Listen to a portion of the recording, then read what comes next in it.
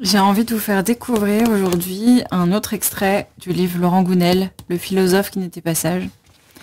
Et on retrouve en fait Cracus qui a une nouvelle idée vicieuse qui concerne en fait les enfants. Il a imaginé une école, une nouvelle formule, comme il dit. Voilà, donc je vous laisse découvrir ça. Bon, j'ai eu une idée encore plus vicieuse. Cracus retira son chapeau et s'éventa le visage. Il était en sueur. Le soleil cognait fort depuis qu'on avait abattu les arbres dans le village. J'ai imaginé une école, nouvelle formule, dit-il. Je commence à peine à mettre ça en place auprès de la maîtresse. Mais ne dis rien à Sandro, il est pas au courant, et on ne sait jamais. Il pourrait refuser qu'on touche au môme. Je le sens de moins en moins, alors je me méfie. De toute façon, moi je lui parle pas.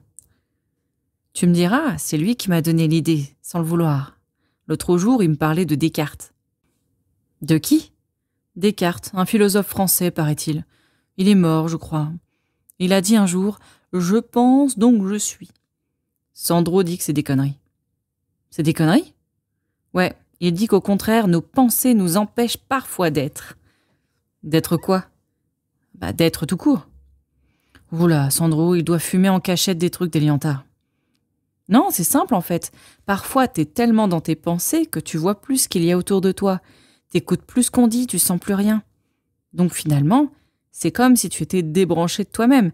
Et Sandro dit que tes pensées ne sont pas la réalité. Quand t'es dans tes pensées, t'es comme dans un film. T'es pas dans ta vie. Donc finalement, plus tu penses, et moins tu es. Cracus sortit sa gourde et but une gorgée d'eau. Alfonso fit la moue. Ouais. Non, c'est pas fumeux, je t'assure. Bon, et quel est le rapport avec les mômes ? Eh bien, je me suis dit qu'on allait apprendre aux mômes, dès le plus jeune âge, à être à côté de leur vie. On va les conditionner à être uniquement dans les pensées, dans le mental, quoi.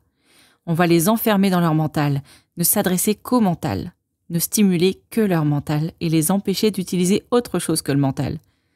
On va leur enseigner des milliards de choses au niveau mental et on va rien leur apprendre aux autres niveaux. Et c'est quoi les autres niveaux ? Eh bien, Sandro dit que c'est apprendre à être bien dans sa peau, à l'écoute de son corps, apprendre à se connaître, à s'aimer et avoir confiance en soi, à gérer ses émotions, apprendre à communiquer avec les autres, à les comprendre, savoir écouter, convaincre, se faire respecter, gérer les relations, résoudre ses conflits, comprendre ses peurs et aller au-delà. Apprendre à apprécier la vie, à être serein, etc. Bref, tout ce qui te permet de t'épanouir, quoi. Ah ouais ? Alfonso sortit une feuille de coca et l'a mis dans sa bouche.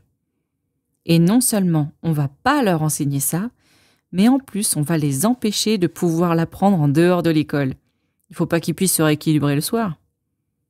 Ça va pas être facile.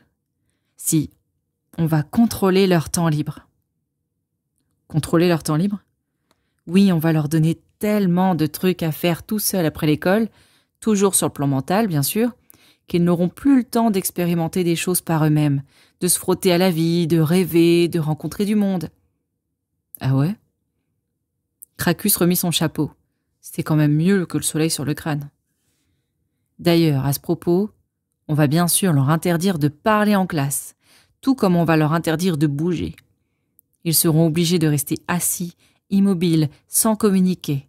Ils resteront là à recevoir des informations mentales à longueur de journée, interdit d'échanger, d'éclater de rire, de pleurer.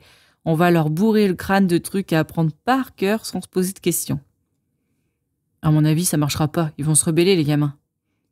T'en fais pas. On fera croire à tout le monde que c'est bon pour eux. Les mômes seront bien obligés de suivre. Oh là là. On va aussi les garder pour le repas de midi et les obliger à manger à toute allure. Manger à toute allure ? Pourquoi ?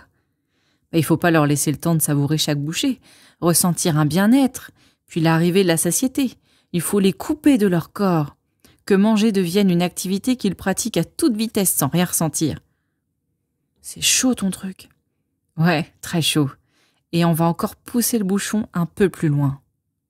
Arrête. On va sabrer complètement leur confiance en soi. En classe, on va s'arranger pour jamais les valoriser, mais au contraire, pointer du doigt la moindre erreur, la moindre petite faute, à longueur de journée. Mais la maîtresse acceptera jamais. C'est presque fait. Non. Eh si. Comment t'as fait ? Je lui ai fait croire que si elle les complimentait, ils s'endormiraient sur leur laurier, alors que, en réalité, c'est le contraire, bien sûr. Et elle a gobé ? Pas tout de suite. Elle a protesté en disant qu'elle connaissait les enfants mieux que moi. Je lui ai répondu « Peut-être, mais c'est moi qui fais le programme, chacun son rôle. » Et elle a cédé.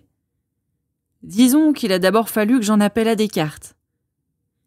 Qu'est-ce que tu lui as dit ? Je pense, donc tu suis.